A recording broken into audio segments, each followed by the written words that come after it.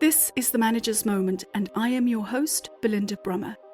In episode 1 of season 1 of this podcast, I spoke with Manoesjka Snijders, a program director working in the youth healthcare sector in the Netherlands.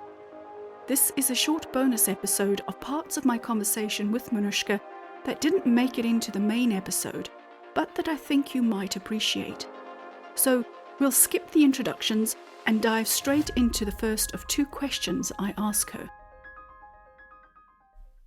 A lot of people who are managers will often feel like they are not in control because they are not in control of the strategy. They really are implementing a leader's vision, and therefore they are not in control of the leader or the vision.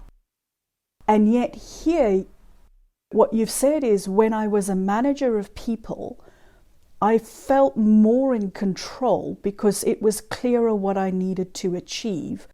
Whereas as a leader, it's a different accent, it's a little bit more ambiguous because it's about culture, it's less defined.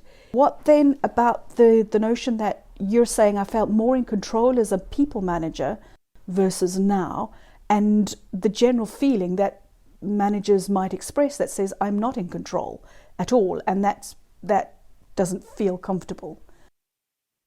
But I think there are different things happening at the same time. So my position is a different one. My role is higher up in the organization, more directly connected to, you could say, the people who decide where the organization eventually needs to head, which was different compared to for instance, my former management position, which was far more in the organization. I could think as a manager, there were, of course, people would think about the strategy of the organization. I would go to meetings, I would do my say, and someone would write something down, and that this would be the course of the organization. That is not, in a way, you're not in charge of that part of what the organization is heading to. But if you could accept that, that's part then sometimes of your role, is you are not in a position to actively maybe participate in that or be in a position to direct the organization. But once you could accept that that is where the organization is heading, and you can accept that and see, well, but within that scheme, my team, the things that we do, we participate in this way, and we're going to do it in the best way we can. And also, as a manager of a team, culture is very important, because I believe that leading by example is very important. And I know I am a different kind of manager. My focus is a lot on people. And for instance, the organization where I worked before, for the past couple of years, they had a manager who was mainly focused on what it is that they had to do and the results that they had to book, more technical.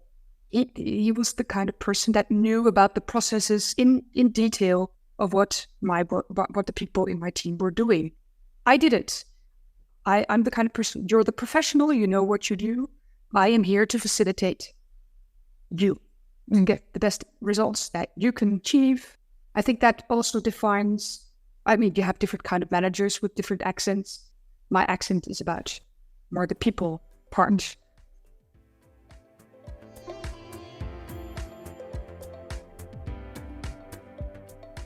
This is one of those horrible job interview type questions where you when you look back on your legacy times to come, what do you eventually want to be known for? Wow. Yeah.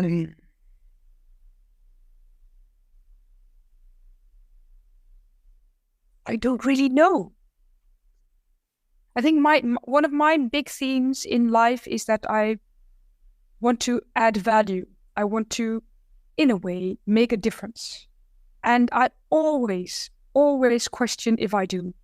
I think for me, for what I do and add in the workplace is never enough. And I don't know exactly where that comes from. but the difference is too small, or it's not relevant, or I can't see it, like that. So maybe because that's such a theme for me, if people would look back and then say, we think that you have made a difference. I'm not sure if that's true, because people say that to me and then I still don't believe it. So good question. I'm not sure, because there's a difference between what I bring to the workplace as my qualities or the things that I can see that I'm good at and I can add in the workplace. I can be meaningful, but that's a very different thing is how other people would remember me looking back, or how I would want people to remember me. So final question for you, Manoesjka. What are you still curious about? Oh my gosh, many things. There are so many things that I have no idea about. I'm curious about where we will take our world. I'm curious about if I will be able to find more balance in my life. So my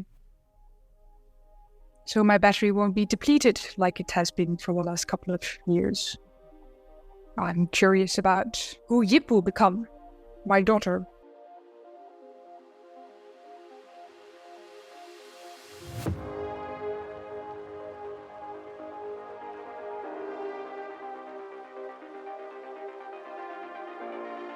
That's it, folks. Episode 2 will be released next week. In that episode, I speak with Danielle O'Mara, who up until some point in 2023 was the team manager of a customer success management team in a multinational software company. Follow the manager's moment and listen to her tell of her sad but beautiful moment.